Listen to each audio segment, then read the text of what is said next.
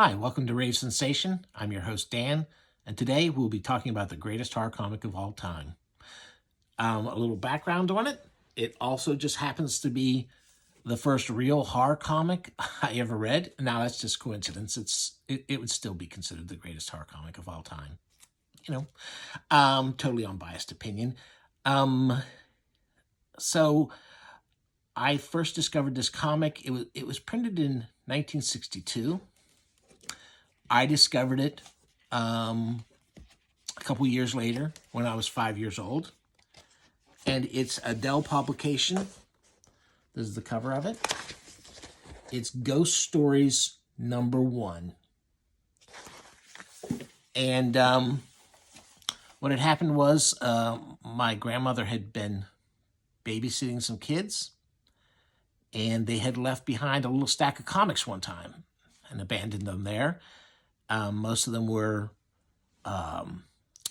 funny comics like Casper, Richie Rich, I think. I believe that's what they were. I don't really remember. But there was this comic too. And it really, really shook me up. I mean, I'm a kid who likes monsters a lot. I always did. I love the monster movies. I love the monster comics. I love dinosaurs. And I had seen some monster comics before this, the Jack Kirby monster ones. They're not really scary, or they weren't scary to me as a kid. And it's probably because I was also reading the Fantastic Four. And so even though there weren't superheroes in those to rescue people from those monsters, they kind of looked like the kind that, and those type of monsters, science fiction-y monsters, that weren't really scary to me. The scariest monster to me when I was a kid was the Wolfman. So the cover is a bit misleading. It's called Ghost Stories. And like I said, I'm not crazy about ghost stories, but there's actually only the last story of the four is actually a ghost story. And even that one is not like most of the ghost stories in comics at the time. So I'm going to walk through a couple of these real quick. I don't have the original copy I had of the comic from when I was a kid. It's long gone. I have a used copy I bought offline somewhere of it, but unfortunately it's in storage right now. So I'll be looking at it through this reprint from PS Art Books, a publisher out of England. They reprint old American comics with an emphasis on pre-code horror comics. This is after the code, but it's Dell, and Dell was not part of the Comics Code Authority, so make of that what you will. Now, this book includes the first 5 issues of Ghost Stories. The hardback version of this has that the cover of issue #1 as its cover. This one has the cover of issue #2, I guess, to differentiate it from the hardcover. That's too bad, really. I would have preferred that first cover on this too, but there you go. The funny thing is, as you flip through this, the other 4 issues they reprint are all the kind of ghost stories that I don't find interesting at all. It's just this first issue written by John Stanley. That's right, John Stanley of Little Lulu fame, Milton the Monster fame, lots of funny kids books. He wrote this, all these horror comics in here, and they are great. There's monsters in some of the stories, and they're all really, they all have, 3 of them have child deaths in it, and which is pretty good for a comic at this time. And they're really wild. They're nightmarish, and I think that's why I responded to it so strongly. And it really, the over-the-top weirdness of them really spoiled me for reading other horror comics later. And I actually, as a kid, did not like horror hosts in the comics. And so like this does not have horror hosts, and I appreciate that.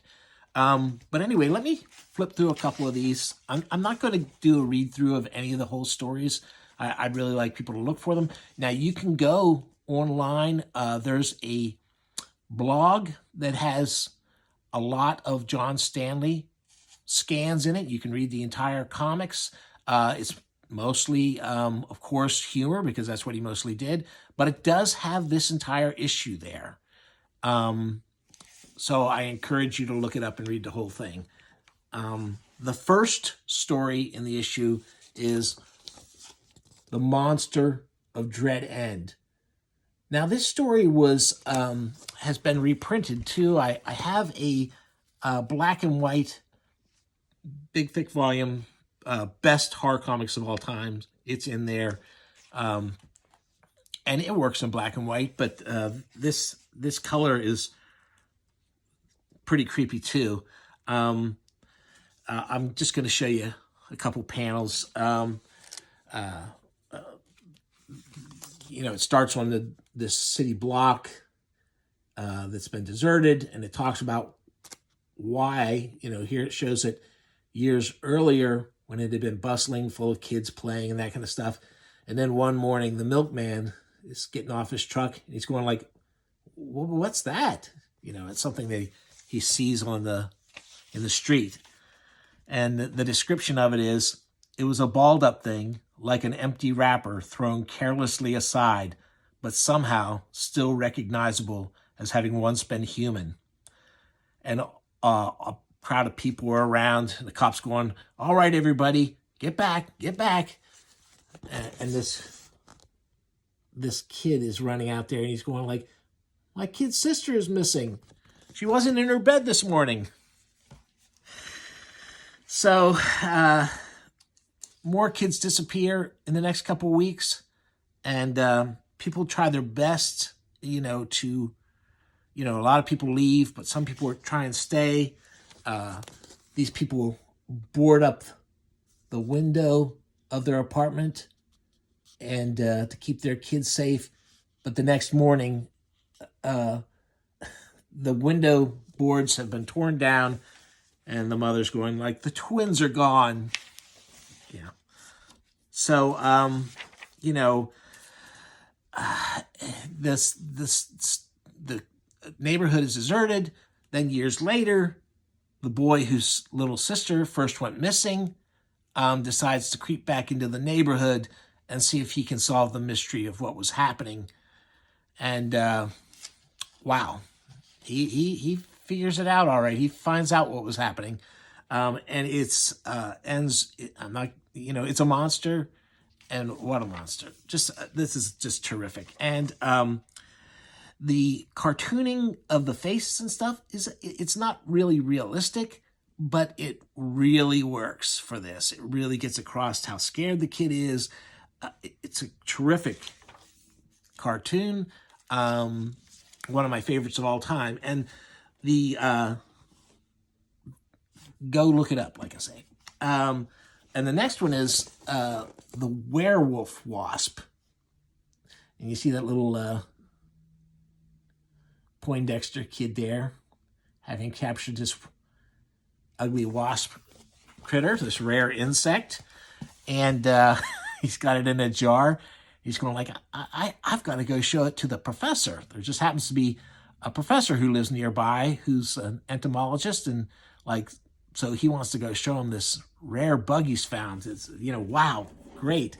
And now that's where this book comes in. This is a book I did not know existed until not that long ago, where I saw it on the Cartoonist Kayfabe channel. It's called In the Studio, and it's got really just a great array of artists, cartoonists who I just really love, and it's basically them talking about their, you know, their influences, you know, who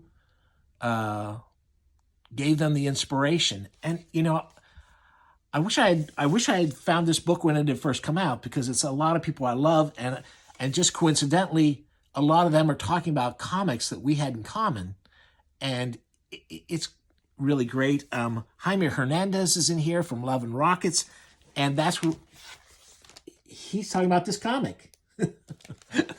And he's saying like, this is a comic that I never went near as a kid because it didn't look like Archie or Marvel, but my brothers swore that it was the craziest, spookiest comic they had ever read. I didn't see it until I was in my late teens, which proves its power because I could see it then. The unknown artist just captured the darkness. And he in particular calls out the Werewolf Wasp as being a great comic. And so I've told you, it's about this little Poindexter kid. He goes over to the professor's house.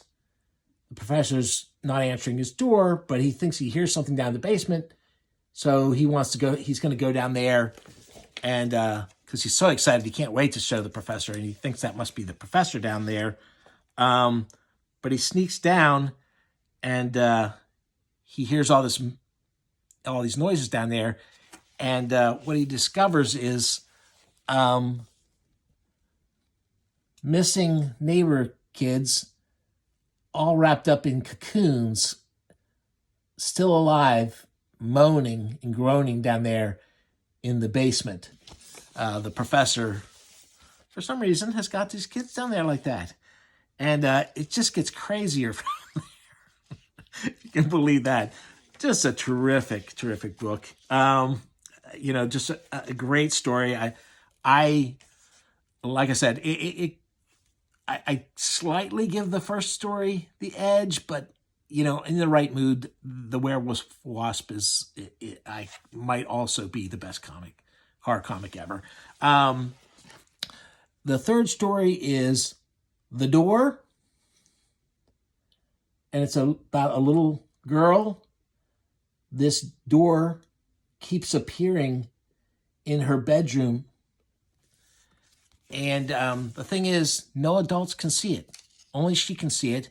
She can't convince the adults that it's there, that something bad is going to happen because of it. And, bad things happen. And the last story, like I said, is a ghost story. And it's called The Black Stallion. And it is about a ghost horse. The Black Stallion is a ghost. And once again, a child is killed. And it's probably my least favorite because it is a ghost horse. And the ending is one of those, the horse and the little boy, really died a decade ago or something like that.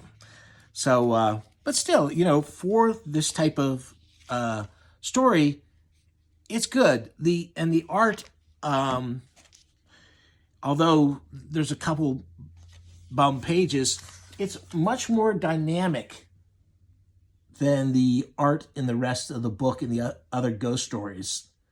So I still think, this is just a terrific issue. Like I said, I wish they had just reprinted that one because the rest are just, boring. Oh, a ghost warned me about this, or whatever. It's really, the rest of the book is boring. So anyway, that is the best horror comic of all time, bar none. I won't hear any disagreements with that. And check it out either through the reprint. You're gonna have to pay a bit if you try and get a used copy of the original. You could also this is pretty readily available. I think the hardback might be a little harder to get, but do check it out, and you have a great day.